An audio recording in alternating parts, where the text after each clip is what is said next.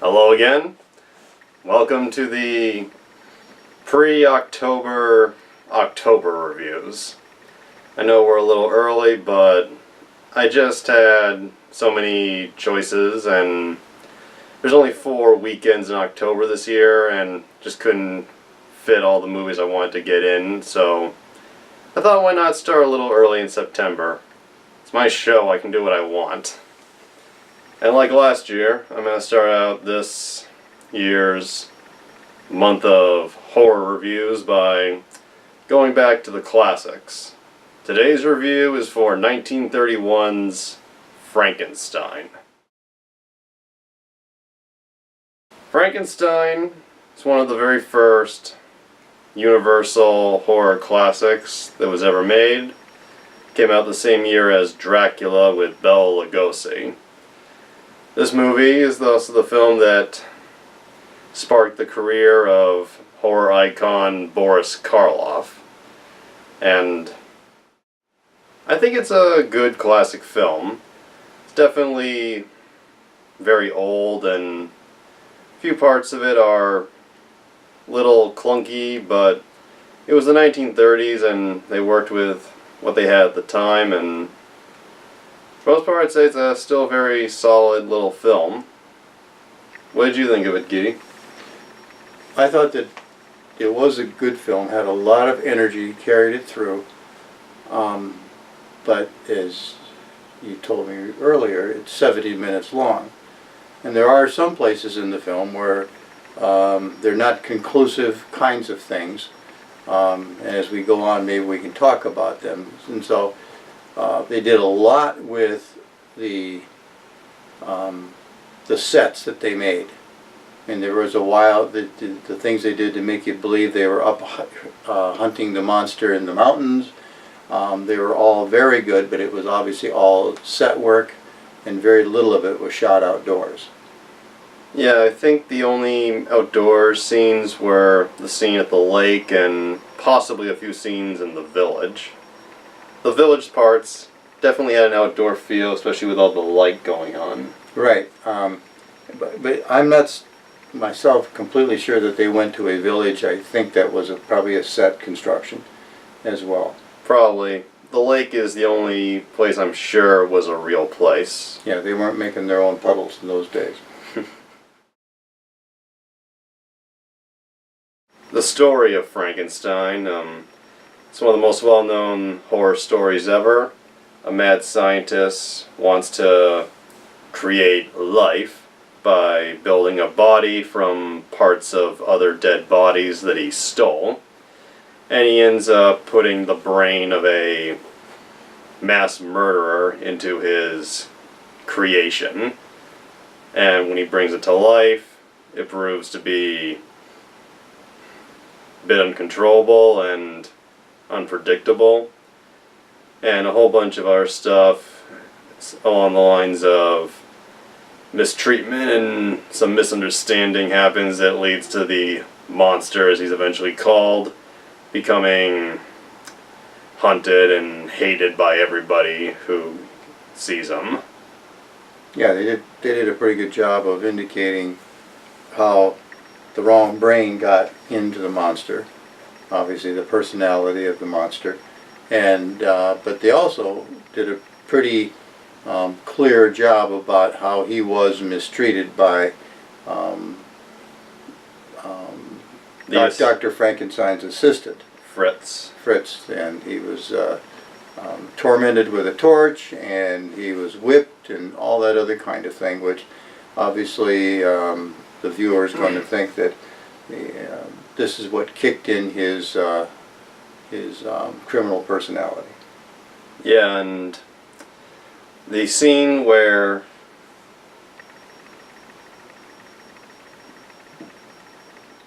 the most controversial scene from this movie, from when it came out, is the scene where the monster wanders to the lake and encounters a little girl named Maria. And the little girl is not scared of him at first, and because she's a little kid and doesn't know any better. And the monster essentially is in mind, partially childlike. Because as they mentioned, he's only a few days old. So, the scene first starts out innocently enough. She invites him to play with her.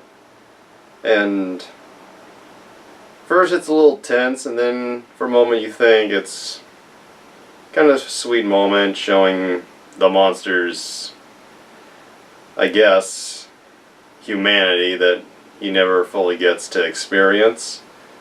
And they play a little game of throwing flowers in the lake and watching them float. And when they run out of flowers, the monster looks for something to throw in, and he grabs the girl and just tosses her in.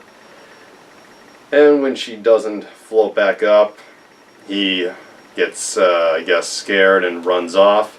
And when the girl's father returns and finds her body, he takes her body to town and says he believes she's been murdered, and it is. And there, I'm going to break in here. And there's one of the things. This is a fairly short movie. It's 70 minutes. Now, if they'd have taken a couple more scenes to develop how the father suspected she was murdered, or was convinced she was murdered, and she just didn't fall in and drown, because we saw it on camera. Yeah. And so we know she was murdered. But how he came to that conclusion and takes her body into the village to show his murdered daughter, they don't develop that at all. There are a lot of little places like that. A little writing inconsistencies. Yeah, it was a little thin is all. You know, a couple of more scenes to show, that it happened, or that there was some evidence left behind by the, just little things like that. And like I said, it's the energy of the movie that really carries it on. Yeah. But there were some aspects that could have been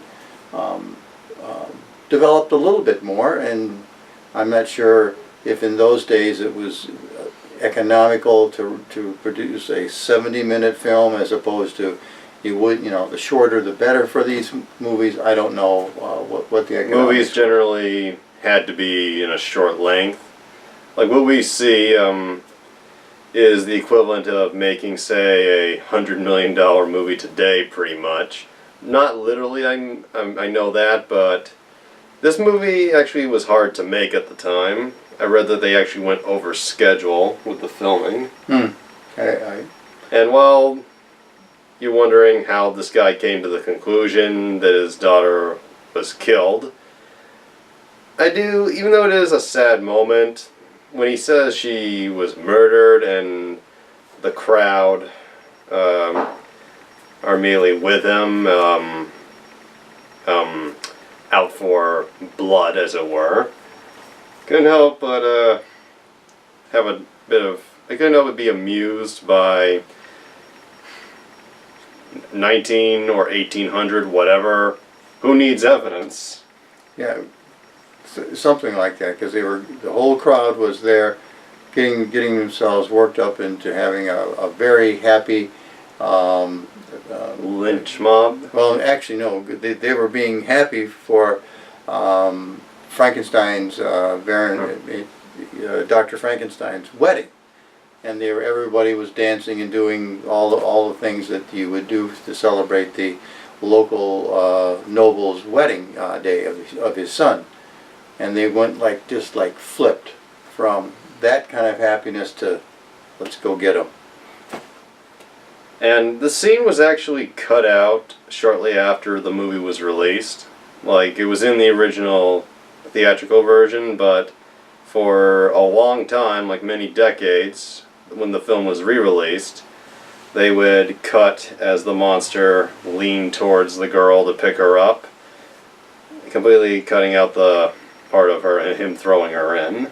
Because it was considered too shocking for the time. And this led to... And so it left people to their imagination of what he actually did to her? Yeah. Which was... That's even more inconsistent. Yeah. And because what he did to her was to throw her in the water like he was throwing the flowers in to see them float. and she drowned, and he became upset and left. Whereas if you just lean toward her and then the father's carrying her in, you're thinking about something a little more grisly and less Yeah. less accidental. Yeah, it's both possibly suggesting something more disturbing and also a little more not sure. But they put the scene back in when it came time to put it on home video. And I think it's a very well done scene showing the, I guess, tragicness of the character and establishing how this is a world where things can be very misunderstood. Because, yeah, he did kill her, but he has the mind of a kid, pretty much, and it was like a horrible accident. But then again, I'm pretty sure even back then no one would understand. They would just still want to kill him. Yeah, and I think it was part of the whole movie, part of the messages. When you go and you create something like this and put it out there and don't control it, bad things are going to happen. When I watch The Monster, all I think is, he never was given a chance. Like, Frankenstein, the doctor, at first tried to handle him well and possibly teach him, but then the assistant pretty much fucked it all up. Yeah, it was pretty clear that they showed some abuse. It, kicked in his bad side. And even then, after he left and was playing with the young girl, he was happy and seemed to be carefree. But here he is, this big, huge monster of a guy, not understanding what's going on, and he kills her accidentally. It was not on purpose, unintentional.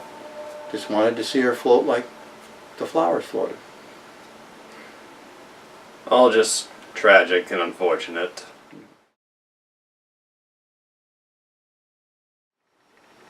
The film is, as you said, full of good energy. It has a lot of life to it. You can tell that the people who made it were very invested in the story. James Whale, who was also the director of The Invisible Man, Bride of Frankenstein, and a few other movies. And the movie was written by Garrett Fort and Francis Edward Farrago. There's actually something I noticed with these older horror films, like with Bela Lugosi's Dracula, is it's almost impossible to find out who wrote these movies. On the one hand, they credit the person who wrote the book, and then they credit someone who wrote the play, like a play that the book was adapted into, and then they adapt the movie from the play almost. Okay. And the film was produced by, I guess, the great-grandfather of the horror genre, Carl Laemmle Jr., also the producer of Dracula, The Mummy, and The Bride of Frankenstein. Through him that these movies came to life. And you talked about how the set pieces were very inventive with this film. Yeah, they did a lot of work, in the rugged mountain scenes, the close-up rugged mountain scenes. You could see a certain amount of the rugged mountain rock was being shot from this angle, and then a different angle for another scene, and so on and so forth. But they worked it pretty well. They were actors, and they worked at it. Even though you can tell that it's a set and the background, which is meant to be clouds, is obviously a painted backdrop of sorts, it's still very invested. You still get very invested in it, and really feels like you can the actors make it feel like they are running through the outdoors. In many ways, it was like a play. You had a limited, not as limited as a simple stage, but a limited field of opportunity to shoot, and they used it pretty well, pretty effective. And at the beginning, before the opening credits even start, we get this brief introduction where Edward Van Sloan, who acts in the film as Dr. Waldman, Dr. Frankenstein's mentor, Edward Van Sloan comes out pretty much as himself, saying, "I would like to warn you," and says stuff along the lines of, "This film may thrill you. It may even shock you. It may horrify you." And he warns people who are sensitive to leave if they don't think they can handle it.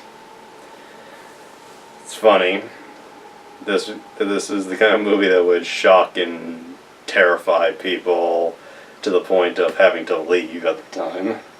I think it was probably they weren't afraid of that. I think they're just using it as a vehicle to get people kind of jumped up about the whole thing.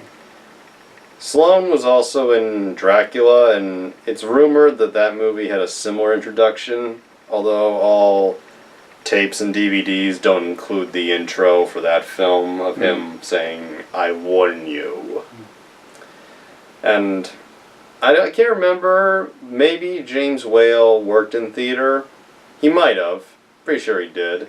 If not, I got it wrong, but an aspect of working in the theater that I think was used in this film was for like the interior sets.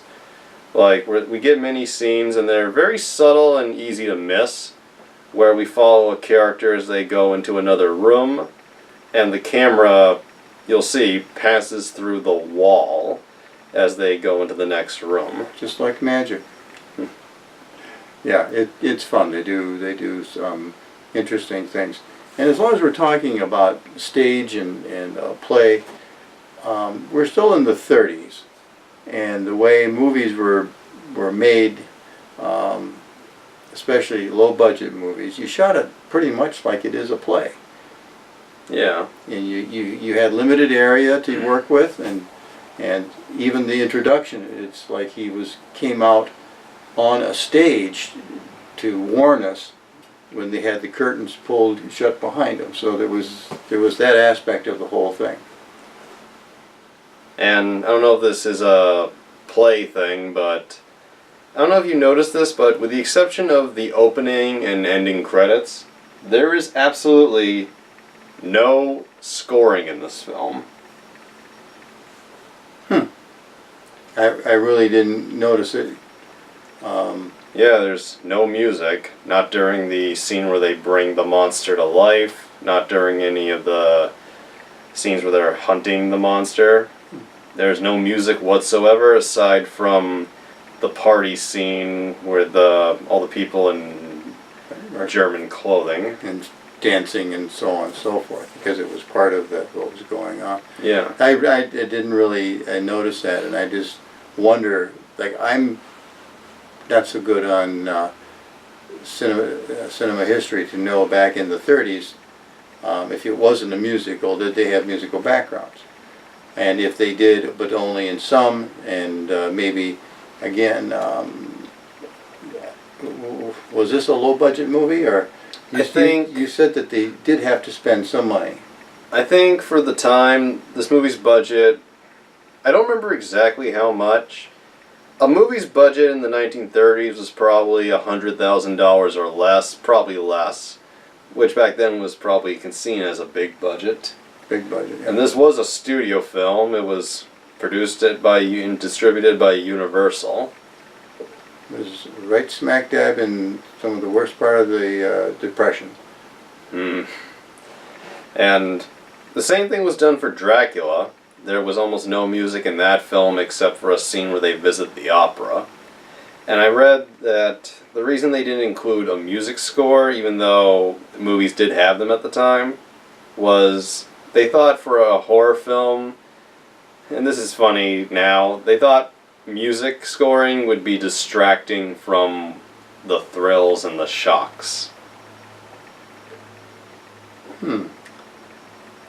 It's funny because anyone who watches me knows that I'm a firm believer in that a music score is a key element to making a horror film truly shocking and terrifying. Oh, sure. It builds for the emotion. It sets a mood for a particular scene, and it can also be used as a sound enhancer or a mood enhancer through different sounds, whether it's music or just even rhythmic things. Yes. There are occasions where no music can work, but very rare for a horror film not to have any music. And the intro to this film, the opening credits, is kind of funny, actually. We get these spinning pictures of evil cartoons. I just think it's kind of a funny way to open. Yeah, it's kind of a faded face of somebody you can't see clearly with sets of eyes revolving around, and I'm not sure why they chose that. Again, maybe it was just something that they could do fairly inexpensively. And something that movies of the 1930s did was they would have the list of their actors at the beginning as opposed to the end, usually. And most early films of the 30s, and I think it was mainly the 30s, they wouldn't even list who played who in the movies. Most of the time they just would show the actors' names and leave it to you to guess who played what character. But for this film, we get the cast listing at the very beginning, and then at the very end, But the difference is, I'll get to that in a sec. At the very end, we get the same cast listing with above it the words, "A good cast is worth repeating." The only difference is, in the first cast listing, when it shows the credit of the monster, instead of a name, we just see a question mark. Like they wanted the audience to wonder who played the monster. And it's only in the second end credits that it says Boris Karloff. just to keep them on the edge of their seats. It's funny because Karloff was not even a famous actor at the time he was cast in this movie. So it's not like the reveal of who played the monster would be a big shock. No, but I think they were probably going from the aspect of trying to create interest. Well, who is this? And then, Boris Karloff. Never heard of him. I wonder what else he's done. But it sure identified him with Frankenstein. Yeah. And along with Howard Hawks' The Criminal Code, I believe these were his first two huge roles. And I read a funny fact. Well, it's kind of sad, but it's a little funny. Boris Karloff was such an unknown actor before Frankenstein came along that Karloff was not even invited to the premiere party. Dicks. And he was a late bloom actor in the business. This was not his first film. It was his first major role, and he was in his early 40s, I believe, when he got it. But it kickstarted a huge career for him that would span a little over 3 decades. Actually 4 if you count the films that were released after his death, which most people don't. Yeah. The Fear Chamber, Isle of the Snake People. Real movies.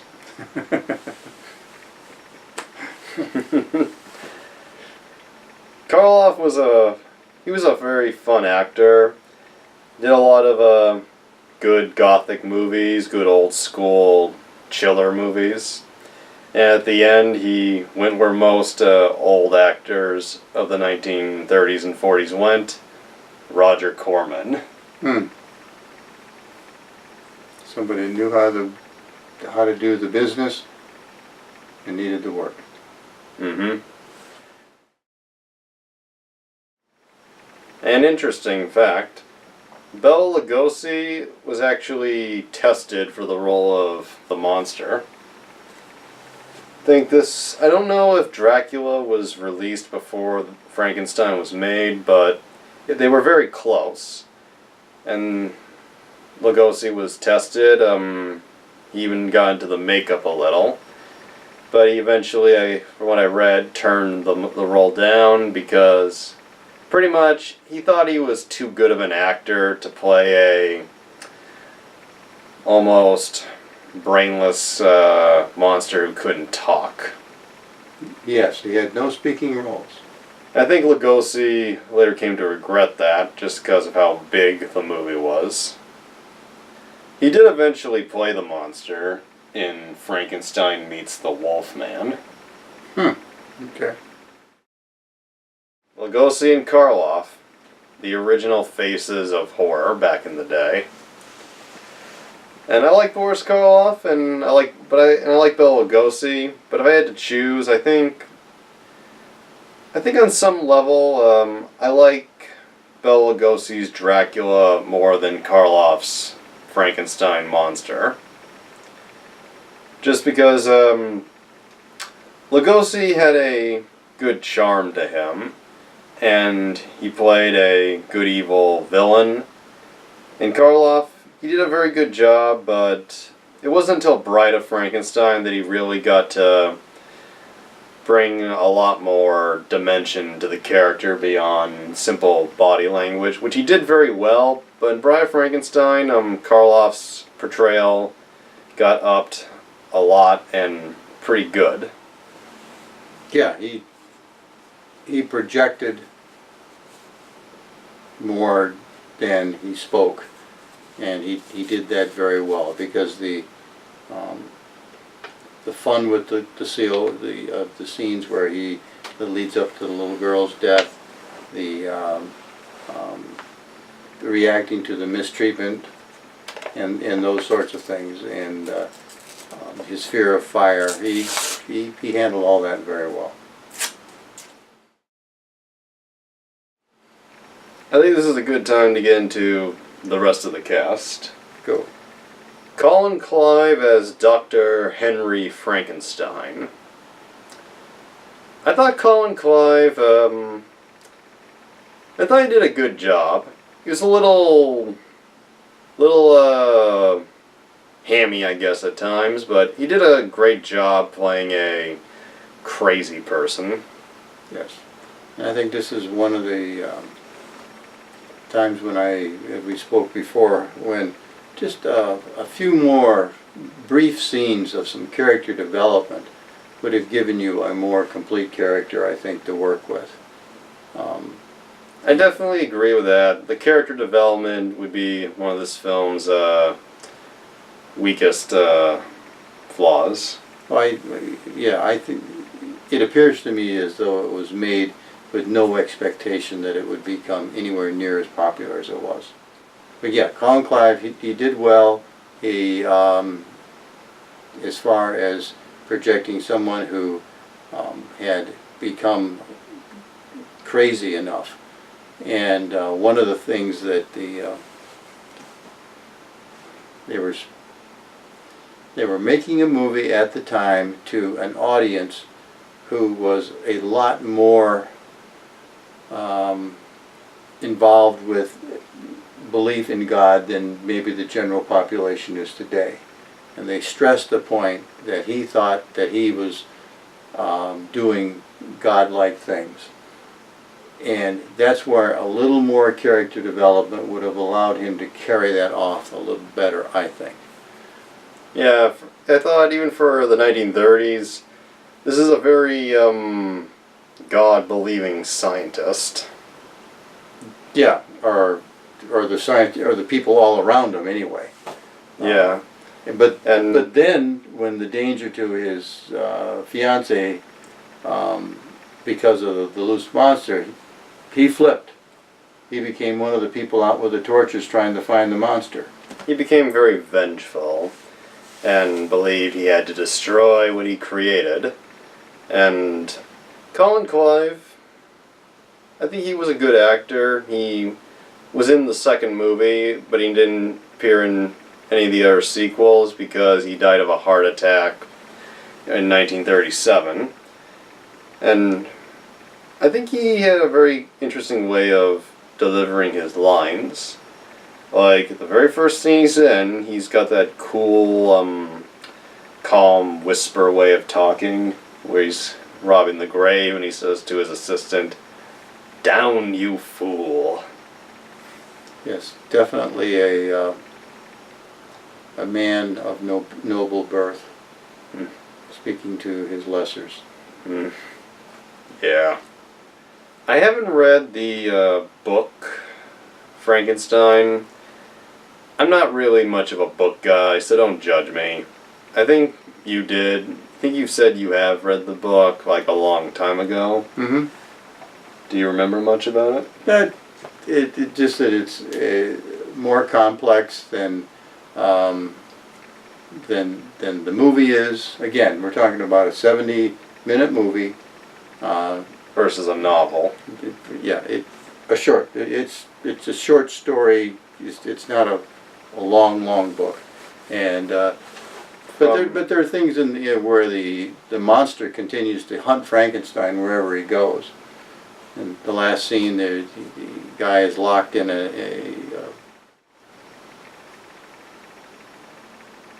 Okay, explain the ending of the book versus the ending of the movie. I won't say this is the ending of the book, but it's the at the end of the book, Dr. Frankenstein, who has been chased virtually around the world, which parts of Europe, during part of the book by the monster, is in a ship that is frozen, locked in ice, and the monster, of course, is impervious to the weather and all that kind of thing, and he's coming across the ice to the ship.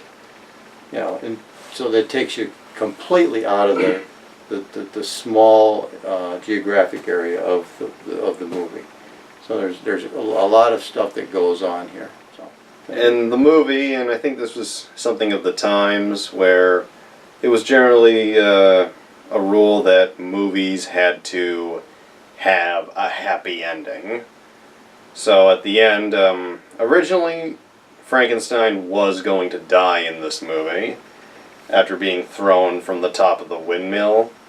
But I think it had to have been one of the producers or studio heads that said there had to be something in there to let them know that he wasn't dead fully. So they add that small scene at the end where you see him recovering in the background. And that's not even Colin Clive. He was already like far away working on another project. So they used a double. Plus it just opened that valve a little bit for sequel. I'm not even sure they intended that at the time. They might have. The way it ends, it could have been accepted as the official end, or they could have worked in a sequel, which they did. And the way they explain how the monster survives after the windmill that he ended up getting trapped in was set on fire. They've worked in a very good way to show how he survived in the second film. And yes, because without the monster, there is no box office. And I'm not sure if this ties into anything, but I remember watching an episode of the Blockbuster Buster a while back. I think it was his review of Hotel Transylvania, where the Frankenstein monster is a character in that film, and this is animated. Yeah, and they called the guy Frank. And Erod plays a clip from the show Red Dwarf, where this character goes, "Frankenstein was the name of the creator, not the monster. It's a common mistake made by stupid people."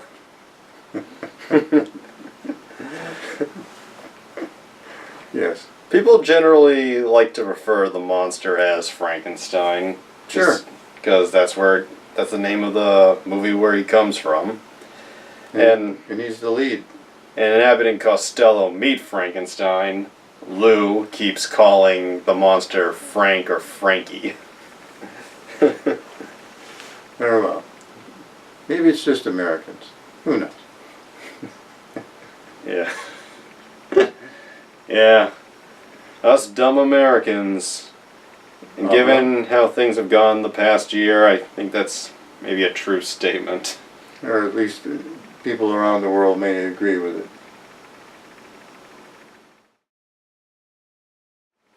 And you talked about how the general idea for the public was that everybody, or it was more believed that everybody should believe in God and that stuff. Yeah, clearly.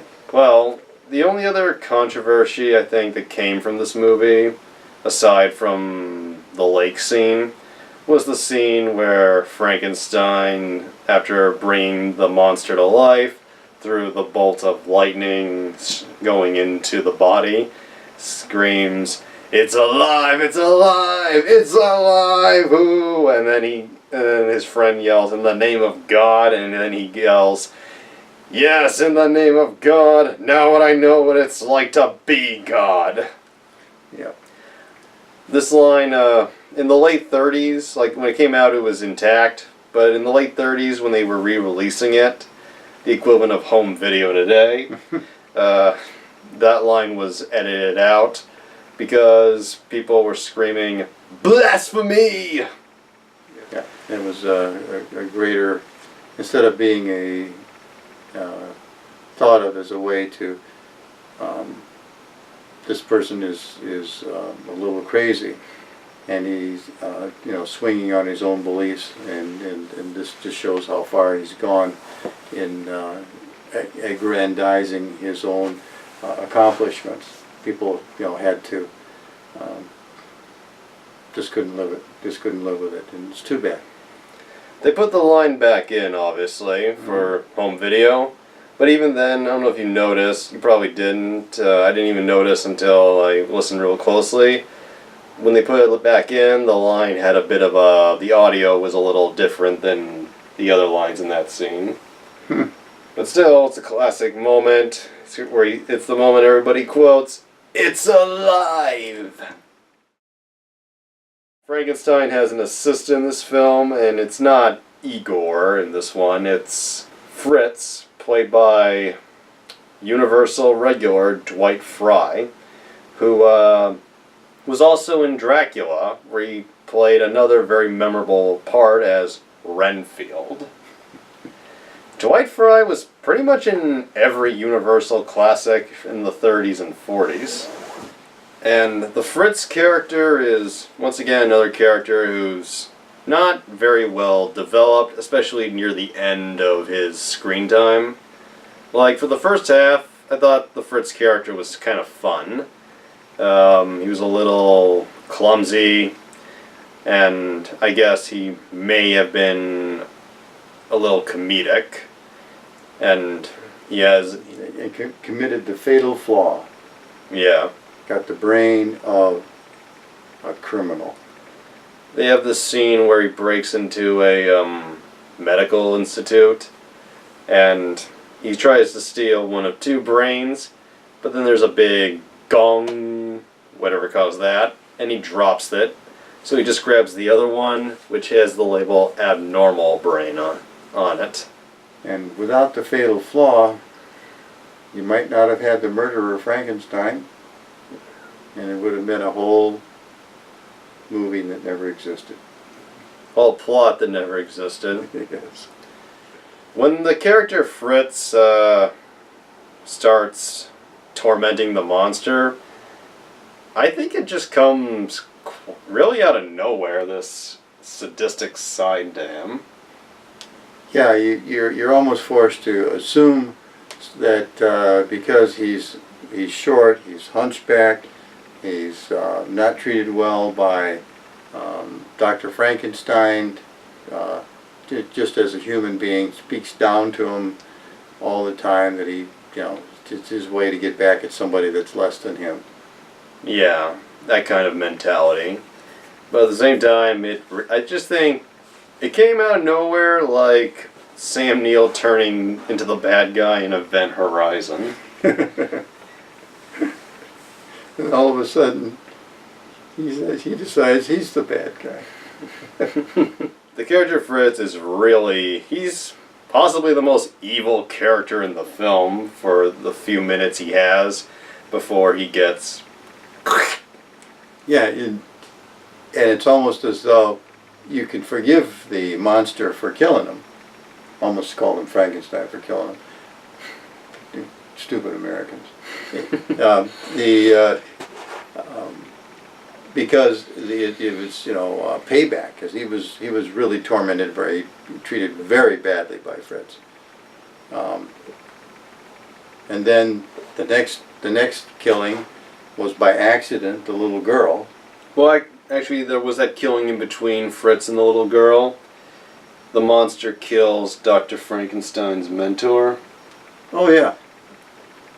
Because after the Fritz killing, Dr. Waldman, played by Edward Van Sloan, tries to subdue him, inject him with what he thought would kill him, and the monster awakens and strangles him on the spot. That didn't kill him, just annoyed him. He just made him angry. Mae Clarke, an actress of the 30s, plays Dr. Frankenstein's fiancée, Elizabeth. Now there's a character that needed more development. They wrote her shallow, and I don't think there was much more she could have done with it. And near the end, a bit hysterical. Yeah. But for the most part, it's not well developed, but for what she was given, I thought Mae Clarke put in a good effort in her acting. The best scene between her and Frankenstein is when they're on the patio. And it just feels like a real couple having a talk. Yeah, and I'll just say this, that I'm not as convinced about her acting as you are, but some scenes were clearly done well. Others were just pretty almost flat, like, okay, we got one take, shoot it. That sort of thing. That's the way. I don't know about that. Who do you think made this? Ed Wood? What could I tell you? And the scene where the monster attacks Elizabeth, that was an interesting scene. Just in how it came off as very, very predatory almost. The way they shot it. With him lurching after her in this locked room and her having nowhere to go. And then finding her laying against the bed, I don't know, in shock or after, I don't know if he touched her, but it's interesting. Yeah, it looks like he did physical harm to her, because the way she was laying when the camera pans into the room where she is. But it just seems strange, because he went out of his way to, then broke in the window, came in, stalked her, but she had never done anything to him personally. And so maybe they were just trying to indicate that the criminal side. Criminal side, he'd gone over, no more accidents, no more revenge, this is what I do. But yes, you're right, they had that scene, but it was like a sneak-in scene. He's not a sneak-in monster. Yeah, I hear you, and the most, I guess, if you had to call any character who's just there, it would be the character Victor. Yeah. The best friend. The best friend who really loved Elizabeth, but was not sure about her loving him, and very conflicted all the time. The character, I wouldn't call the character wooden, because John Bowles, who played Victor, he had a lot of energy when playing the character. Mm-hmm. And it comes clear in the moments we see him, like, once again, development not the best, but it's clear that he does care about these people, and he helps out.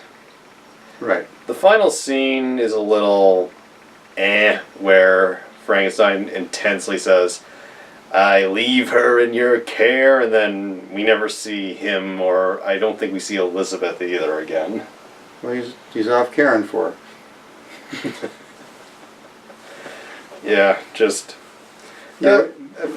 He's that character, I guess, you could just cut out of the film and it wouldn't have made a difference. Yeah, you could have gotten away, but I thought the scene was more.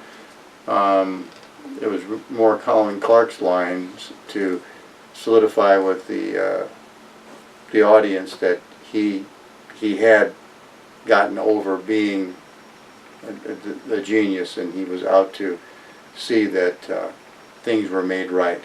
You take care of her. I'm going to take care of the monster.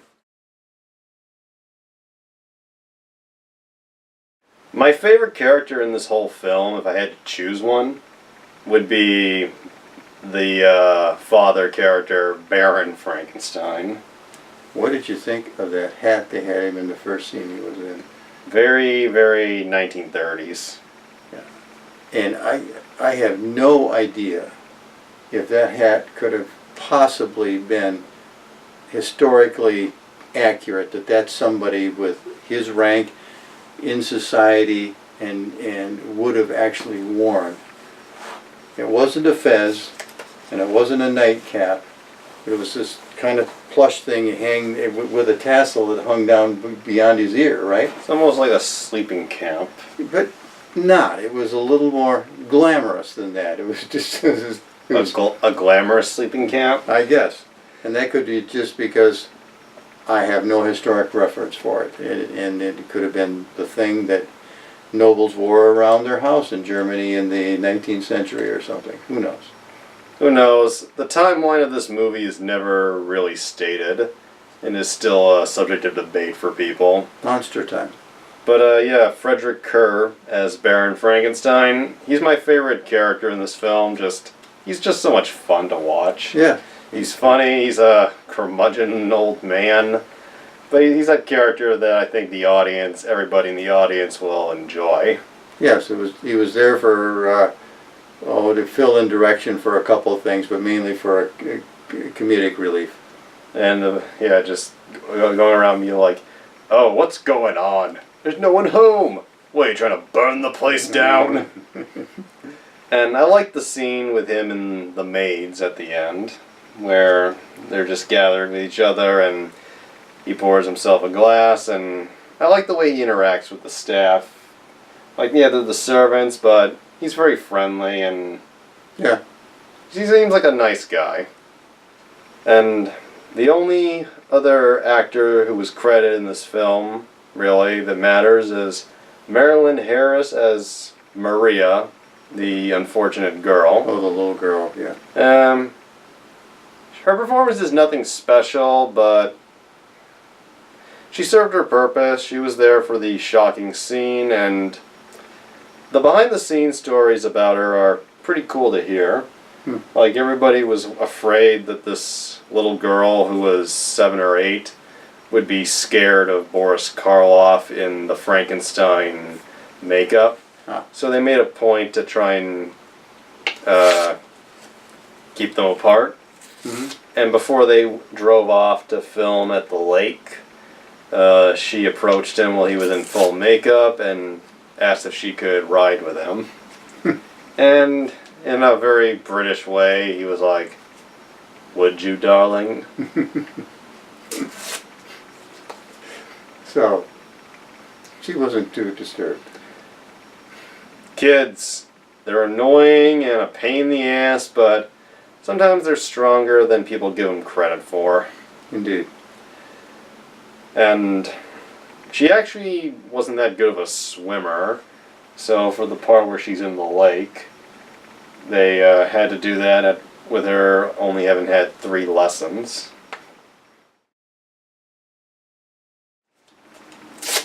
So yeah, the technical side of this movie, aside from the audio, which goes up and down at times with its consistency, technical side, it's pretty well done. The sets, as we said, are reasonably impressive, and the actors, some of them are a little over the top, but most of them carry the right amount of energy for this film. And the makeup design for Boris Karloff as the monster, I agree, is very impressive. It was done by what maybe you'll consider the Grand Master of monster makeup, Jack P. Pierce, who created the Frankenstein monster, the Mummy, the Wolfman, all the makeup characters. Yes, it was, the thing about the Frankenstein look is that he's got this additional lump on his forehead where his additional brains have been put in, or I'm not sure what it is, but that is definitely the centerpiece of his look. It's Jack P. Pierce's design that has lived on through the ages. It's the look that everybody associates when they think the Frankenstein monster. Boris Karloff, he had to wear a brace for the character, a lot of padding. Mm-hmm. Because even though the character is supposed to be really fucking huge, Boris Karloff was only about 5'11". So he had to wear a lot of lifts. Maybe that's why they made the feet so big, so they could get a few extra inches off of the floor for him. And at the end, he carries Colin Clive, which, along with all that makeup, caused what I believe was permanent back problems. And keep in mind, he was also in his 40s when he played the character. Sounds pretty young to me. Yes, we all know Mr. 70-year-old. But then again, I am but a man of 22. So what do I know? Indeed. So I believe that's a review of the original Frankenstein from 1931, and it's a classic. I definitely recommend it. And Guy, if you had to give this movie a rating, what would you give it? What's the scale? 1 to 10. I would just say, putting in the context of what they could do with cinematography at the time, I'd give it an 8. Simply because there was a lot of energy. It carried it through, in spite of the flaws that we talked about. It was done well, and it does carry the audience. It is done well. It's a landmark of its time, and I do enjoy a lot of it, so if I had to give it a rating, I'd give it a 7.8. I think that's a good, fair rating. I like this movie, but if I had to choose a favorite of the Universal classics, it would still be Lugosi's Dracula. Well, that was the beginning of my October reviews in the last few weeks of September. I will continue into next week and then into October and get things on the regular, proper track. Thank you for joining me, Guy, and My pleasure. I don't think I'll see you again until, I see you all the time, but I won't see you for another review for maybe till after October. Thank you. You're going to be busy. Oh, I am. Anyway, don't know how to end this, so see you next week and get ready for the month of Halloween.